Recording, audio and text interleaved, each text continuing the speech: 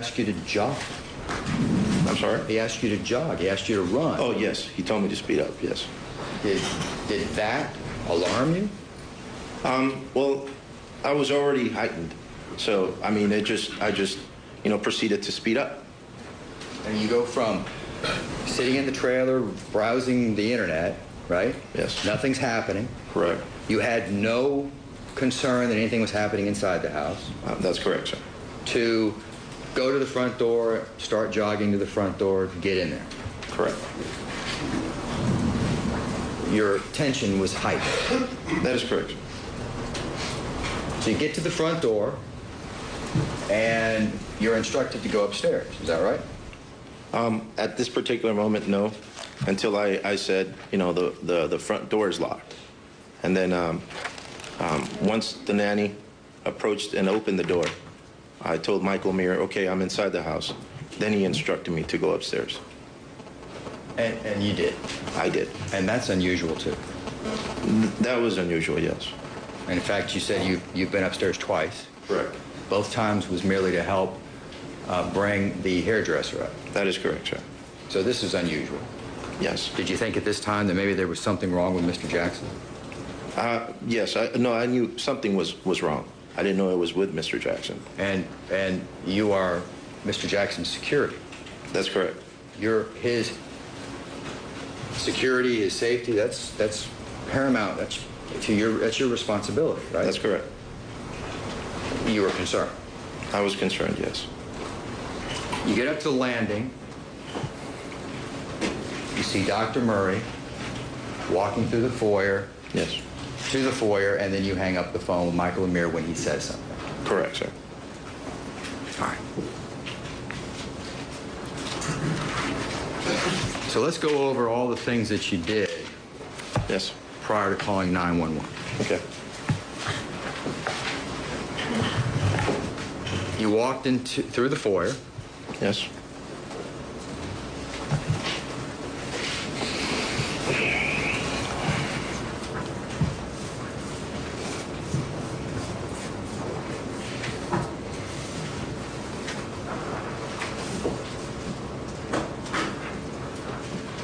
You walked from the landing to the foyer. Yes. Into the bedroom. Correct. All right. And as you walked into the bedroom, there was a scene that opened up to you that was shocking. Correct, sir. And in fact, you were stunned. I was shocked, yes.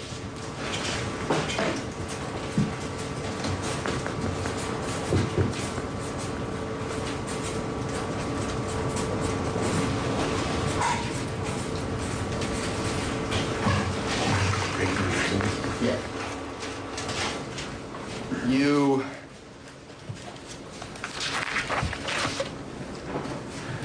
saw Michael Jackson lying there with his mouth open, with his eyes open, right? Correct. And at that period of time, you were frozen. I was, I don't recall if I was frozen at that time, but I know it was shocking to see the situation. You were in shock then? Yes, it was stunning, yes. And you looked around the room? Not at that particular time, sir. Well, you looked at Mr. Jackson? Correct. And that put you in shock? Yes. And then you said to Dr. Murray, what happened? No, sir. No. Dr. Murray said to you, the very first thing he said to you when you went into that room, we need an ambulance. We need to get to the hospital. We need to get him to the hospital. We need an ambulance. Yes. And you knew what he meant by that? I knew what he meant. And you reached down for your phone. Correct. You didn't have Bluetooth. No, sir. You reached down for your phone. Where was your phone? In my pocket, sir. And you took out your phone. I did not take out my phone, sir. Did you touch your phone? I was reaching into my pocket, sir. When you first entered the door and you surveyed the area, you were at the door exactly. Is that right? A little further in. So a few steps inside. Yes, sir.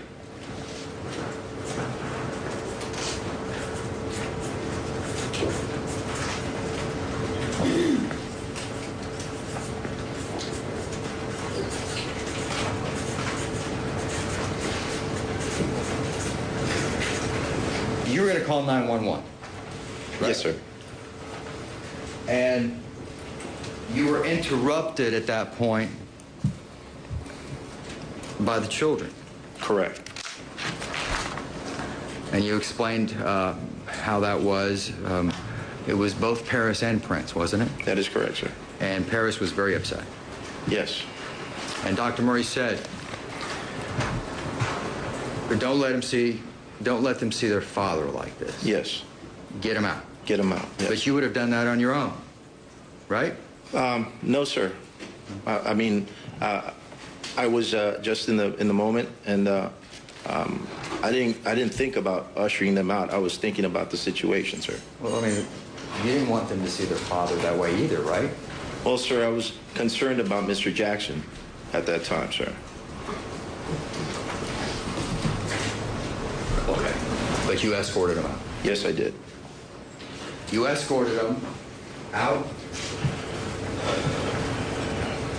the door of the bedroom, right? Correct. Through the foyer. Correct. Through the landing. No, sir. I stopped at the door. You recall telling this whole, or testifying at the preliminary hearing? I recall, yes. And you have, but prior to testifying today, you reviewed your testimony at the preliminary hearing, haven't you? I'm sorry, sir? You have reviewed your testimony from the preliminary hearing, haven't you? I have. When's the last time you reviewed it? A couple of weeks ago. Do you recall stating at the preliminary hearing you walked them to the landing?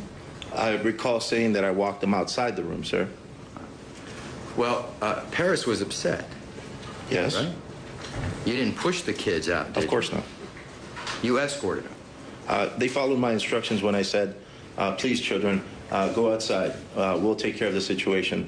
Everything's going to be okay.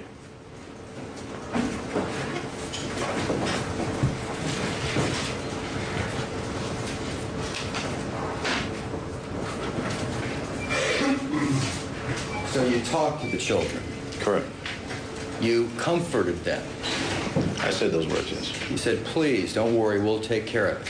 Yes. You didn't yell at them, right? Not at all, sir. You didn't say, get out of here, right? No, sir. You comforted them. Did you look at them in the eyes when you said that? I don't recall. I remember looking at both of them.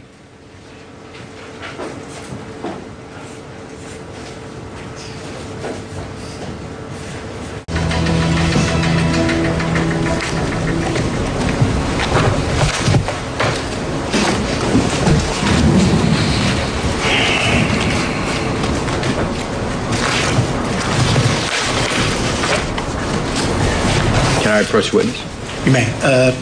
Advise opposing counsel where you're going, please. Thank you.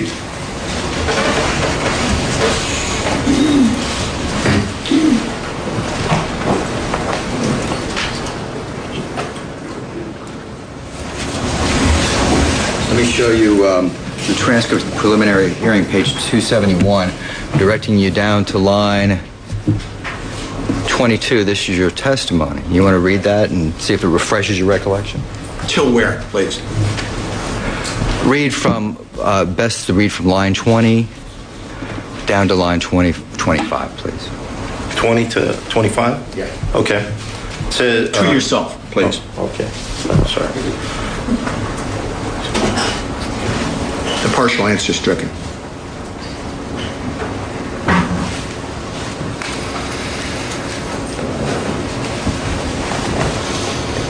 Okay. All right. So Dr. Murray said he had a bad reaction. Yes. Is that right? Yes. And you were frozen. Correct.